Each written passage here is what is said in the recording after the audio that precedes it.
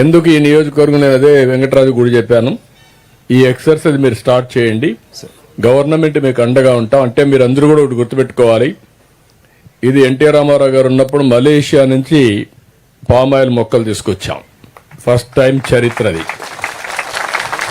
తర్వాత నేను ముఖ్యమంత్రి అయిన తర్వాత 1-2 సార్లు రేట్లు పడిపోతే సబ్సిడీ ఇచ్చాం, అక్కడి నుంచి కాపాడుకుంటూ వచ్చాం.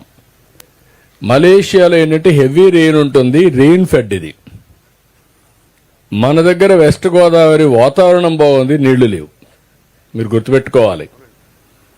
ఒకప్పుడు నేను వస్తే పెద్ద గొడవ మీరు చేసేది, కరెంటు స్లాబ్లో ఇమ్మని పెద్ద గొడవ చేసేవాళ్ళు. దానికి కారణం ఏంటంటే కిందికి వెళ్తున్నారు, మీటర్ గాని పెడితే మీరు భరించలేరు. అందుకే ఆ రోజు నాకు ప్రత్యేకంగా వెస్ట్ గోదావరి జిల్లా అప్పట్లో, ఇప్పుడు ఈస్ట్ గోదావరికి వచ్చారు. ఆ రోజు నేను చూస్తే మిమ్మల్ని అందరినీ చాలా వరకు ఈ మెట్ట ప్రాంతాలంతా ఒక ఎత్తు. ఒకప్పుడు మెట్ట ప్రాంతాలంటే చాలా చిన్న చూపు, అప్పుడంతా కూడా డెల్టా అంటే గొప్ప అనుకున్నారు. ఇప్పుడు రివర్స్ అయిపోయింది, వాళ్ళు అక్కడే ఉన్నారు, మీరు మాత్రం ముందుకు పోయే పరిస్థితికి వచ్చారు. దానికి కారణం ఒక్క నిర్ణయం, చరిత్రలో పామాయిల్. మీరు అక్కడ ఆగిపోయారు, నెక్స్ట్ లెవెల్కి వెళ్ళాలి. ఆ నెక్స్ట్ లెవెల్కి వెళ్ళాలంటే నేను కూడా అదే ఆలోచిస్తున్నా, అవన్నీ నేను మాట్లాడతాను, మీకు చెప్తాను. ఇది ఒక పైలట్గా తీసుకుందాం. ఈ గ్రామానికి వచ్చాను, మీరు చెప్పింది ఇమ్మీడియట్గా చేపిస్తాం. నా కాన్సెప్ట్ నెట్ జీరో.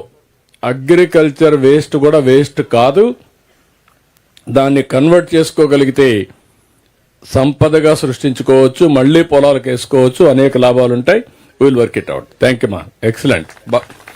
ఏం చదువుకున్నావు నువ్వు? డిగ్రీ చేశావు. చాలా మంది చదువుకుని ఉన్నారు ఇక్కడ, అందుకే చూస్తున్నారు, అందరూ ఫ్యాంట్లే వేసుకున్నారు. ఇప్పుడంతా మోడర్న్ రైతులైపోయాం.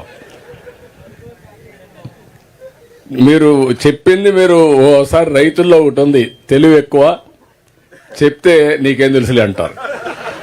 అదే పెద్ద సమస్య.